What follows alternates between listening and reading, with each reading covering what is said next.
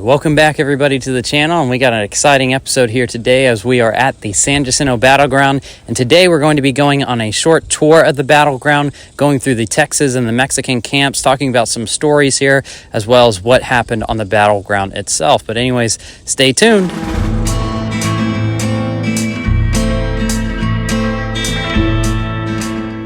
So to better understand the battle, we need to understand a little bit of the context behind the battle and how both the Mexican as well as the Texas Army ultimately get to cross at San Jacinto. Now, to understand this, we have to go back to the beginning of March, because on March 6, 1836, that's when we see the Alamo is going to fall to the Mexican forces. And shortly afterwards, about a week's time after that, over in Gonzales, where the Texas Army was currently stationed at, they will then receive word of the fall of the Alamo to the Mexican forces. And from here, this is where both armies are then going to turn their attention marching eastward. Now, the Texas Army under Sam Houston, their goal was to retreat eastward and try not to engage in a major battle with Santa Anna's army. Mainly because Santa Anna's army was much larger than Sam Houston's and it was experienced. And so if he were to commit to a pitched battle, it would spell disaster. Meanwhile, the Mexican army, they are just simply trying to push the Americans or the Texans completely out of Texas, out of Mexican territory. But anyways, fast forwarding events, we'll see slowly over the course of the next month and a half, they will make and inch their way eastward. And along the route, we'll see that the Texan army is going to be trained, and it's also going to get much needed reinforcements, whether it was back over from the United States or if it was from some of the outlying towns along that path. But anyways, once we get to about the middle of April of 1836, what's substantial about the Texas Army is they were starting to grow frustrated. Many of those who had enlisted in the Texas Arms were frustrated, particularly with Sam Houston, because it looked like he did not want to bring about a general engagement against Santa Anna's army. And there were even talks of replacing him in command, perhaps with one Colonel Sidney Sherman, who could perhaps take over for Houston and who would become afterwards a major critic of Houston. But nonetheless, for the time being, Houston would be able to stomp out much of this mutiny, but he realized that he could not do this forever, because many of these Texans within his army were growing frustrated that they were not engaging and seeking revenge for both the Alamo and then recently learned news of the massacre that occurred at Goliad. So by early April, many of the Texas troops were growing very much frustrated and discontent with General Houston's lack of action as he was moving further and further east. And at several points when they arrive along the Colorado River, and even before they get to where modern-day Houston is at,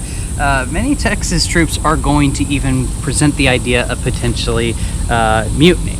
However, by April 18th, we'll see that Sam Houston is going to do something that will greatly please much of his troops, because he will take the Harrisburg Road down towards where we're at San Jacinto, or here at the San Jacinto battleground. And when the troops take this route, they know that at some point soon they will finally get the revenge that they have long been lusting for. And that's what will lead them eventually to here, where we're in the midst of their camp come April 20th. Now, where I'm currently standing at is the Texas camp for their troops on the day prior to the battle and ultimately on the day of the battle. Now, when Texas troops first arrive at this camp, it will be in the morning hours of April 20th after they cross the Buffalo Bayou. But anyways, once they reach this position, they will begin to bivouac, they will begin to construct their tents, and General Sam Houston, he wasn't necessarily eager to attack, and this is also going to frustrate many Texas troops, as we'll see a little bit later on. But anyways, it would remain in this position much for April 20th, with the exception of Colonel Sidney Sherman's troops, who will go out and initially skirmish with the Mexican army. And then obviously in the morning of April 21st, this would be the last time that they truly occupy it for an extended period of time. But anyways, it's guarded by a gentle rise in the ground out in the distance, to which will conceal much of the Texas Army's movements for the early portions of the battle, which would prove crucial ultimately to their victory come the afternoon of April 21st. Now, on the day before the battle on April 20th, 1836, we'll see that the Mexican as well as the Texas troops that had gathered on the San Jacinto battleground are going to see their first action here in what's known as Sherman's skirmish, which will occur in the latter portions of the day on April 20th.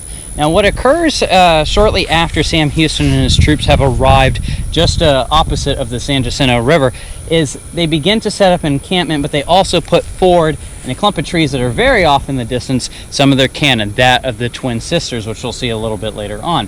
But anyways, with the twin sisters, they begin to harass the Mexican position, which we see just off in the distance over here. There's a lot of vegetation today, but it would have been right about in this location.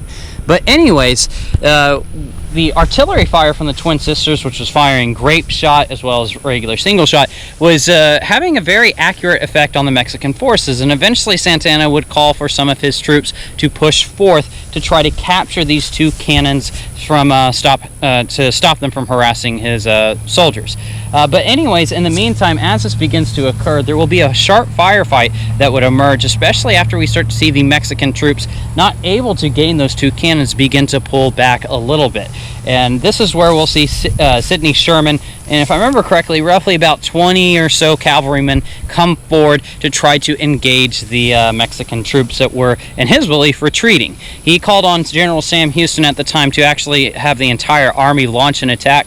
However, Houston knew that this would basically be suicidal, if you will, for his army, as they were not quite prepared. But anyways, nonetheless, he would convince Houston to send forward about 20 troops, and they would engage in the sharp firefight here. And there will be several other Texas troops who will go against Houston's orders, who will engage with Sherman against the Mexican army here.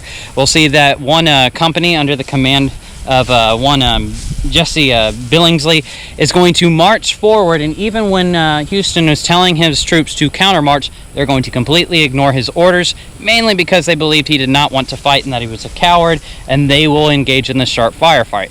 Now, some other Texas troops will look to perhaps move forward on April 20th. However, Houston will be able to keep them in line, and Sherman will pull off basically an almost kind of a humiliating standpoint, realizing that the Mexican army wasn't really on the retreat.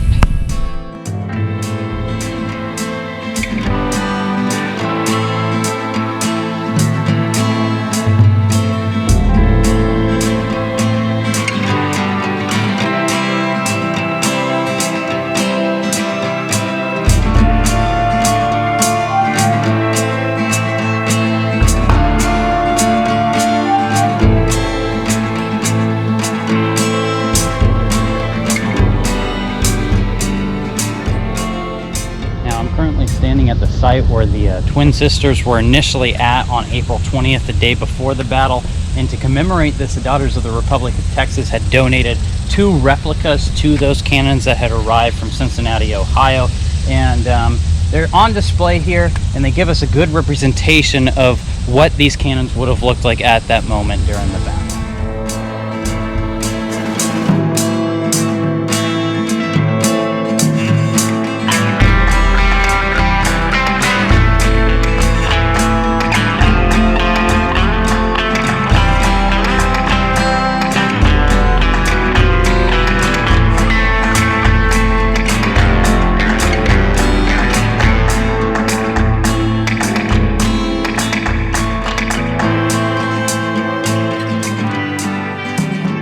So where we're currently standing at is where George Hockley's 2 artillery cannon, that of the Twin Sisters, would have been positioned on the Texas battle line here at San Jacinto. And it was about the center of their line. Now off to Hockley's left, just kind of as a reference point, across this, I guess you could say the pond for the monument, you would have seen first Edward Burleson's regiment, and then beyond that, on the far left flank of the Texas troops, you would have seen Colonel Sidney Sherman's troops. And then off to the right, you would have seen 2 other regiments. You would have seen the cavalry on the far right under the command of Marabou Lamar. And then next to Hockley's artillery, you would have found Henry Millard's infantry regiment. But anyways, looking at the spot, the advance for the Texas Army will begin roughly about 4 o'clock or so in the afternoon on April 21st. And when they begin to gather just outside of their camps, which are just beyond the, I don't want to say the horizon, but just beyond that road over there, they will begin to march in one thin line out into the middle of this field. But as they are beginning to form ranks, if we look over here, you can't really see because of the monument today, but especially if you look off to the right, there would have been a gentle rise at the time that would have concealed much of their movements. And the Mexican army at this point, they were in the midst of a siesta. They were beginning to basically wrap up for the day. Even General Santa Anna himself was off taking a nap. And so their movements are going to be concealed. And even though the Mexicans aren't going to have any outlooks out kind of looking for them, this is going to lead them to gain a complete surprise in the moments to come here at San Jacinto whenever they eventually get over that rise, launch their initial volley, as well as several shots of grape and canister from their two cannons, the Twin Sisters.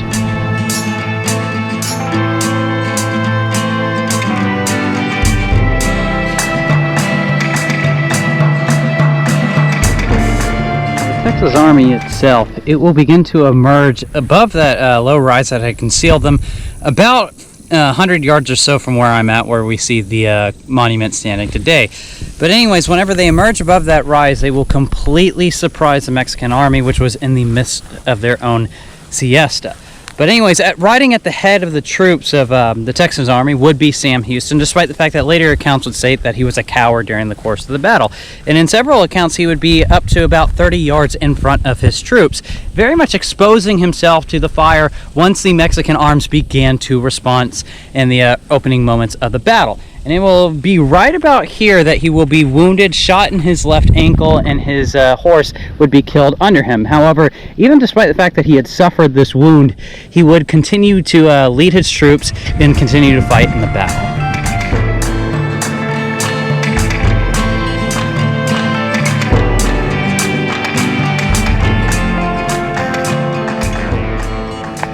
Currently where I'm standing is at the site of the Mexican camp here at the San Jacinto battleground. But anyways, how does the Mexican army get to this point on April 21st? Well, just like the Texas Army, they were moving east. However, they were moving east, as it initially told y'all, to push the entire, not just Texas Army, but the entire colony of Texas out across the Sabine River over into the United States.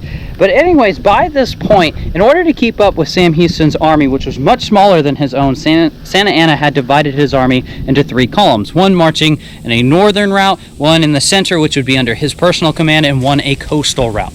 But anyways, he would take command of the center column, and his main goal by the time we get to mid-April is he was beginning to target the Texas government that was seeking exile from Washington on the Brazos, then moving down to New Washington, which is just nearby the battlefield.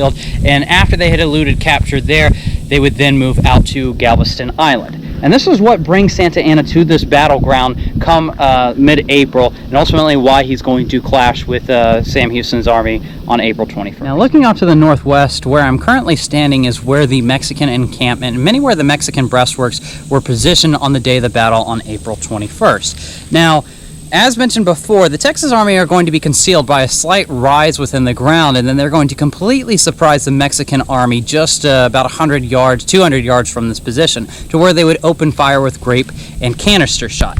From here, the Mexican Army that would have been stationed back in the camp, they were currently in the midst of a siesta, with General Santa Anna himself in his own tent taking a nap. And many Mexican accounts even strike up that perhaps he was actually fooling around with a mistress. But nonetheless, regardless of what Santa Anna was doing here, around 4:30, they would have begun to see the Texas Army. But as soon as they saw the Texas Army, the fight was almost over. It turned into utter confusion.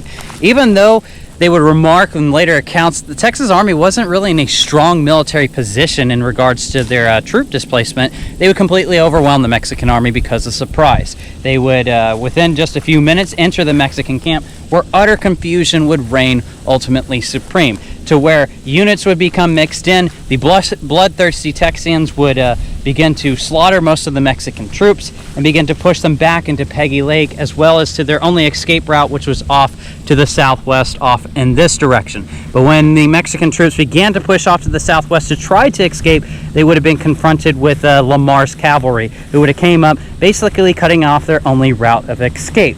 And what will ensue in the following hours, almost 3 hours after the battle, will be a slaughter. There will be roughly about 600 Mexicans who would be killed, where in the entire battle itself, we would have only seen about 3 or so Texas troops killed.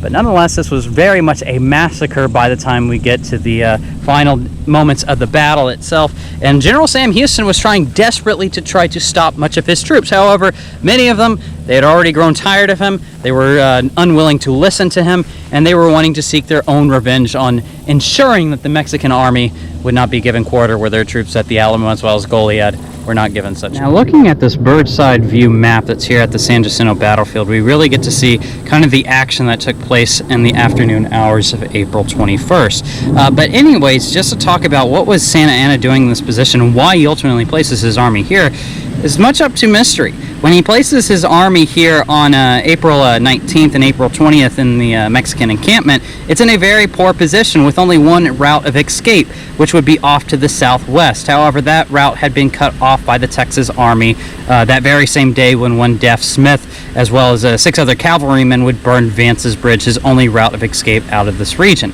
But anyways, Santa Anna, even though he put himself in a poor position, the reason for this was because he was very confident that the really poorly trained Texas Army would be no match for his force. However, that would prove to be completely false because he very much underestimated the morale of his own troops, which was in a very deplorable condition, as well as the morale of the Texas Army, which was out looking for revenge for what had occurred at the Alamo as well as at Goliad.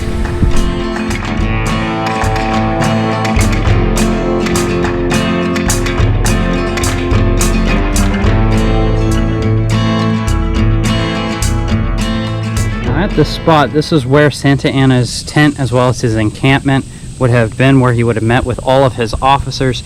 But anyways, on the day of the battle, when Santa Anna was at this position in the midst of that siesta right before the Texas attack, he was off napping. As soon as the fighting starts, Santa Anna will spring into action. He will begin to give some orders to some of his troops. However, one of his officers would recount after the battle that while he gave some initial orders, for the most part, when he got onto his horse, he could not speak. He was speechless by the surprise and the ferocity of the Texas attack, and he will quickly sprint away from the battlefield, going off in a southwestwardly route, and in the belief of many or in the belief of Santa Anna, I should say at least, to go off and link up with some of his troops who were going to reinforce his army the following day. However, he would not be able to escape the Texas Army because the following day, on April 22nd, dressed as a Mexican private, he would be captured by the Texas Army. And as soon as he comes before his troops who had been captured the previous day as well as on the 22nd,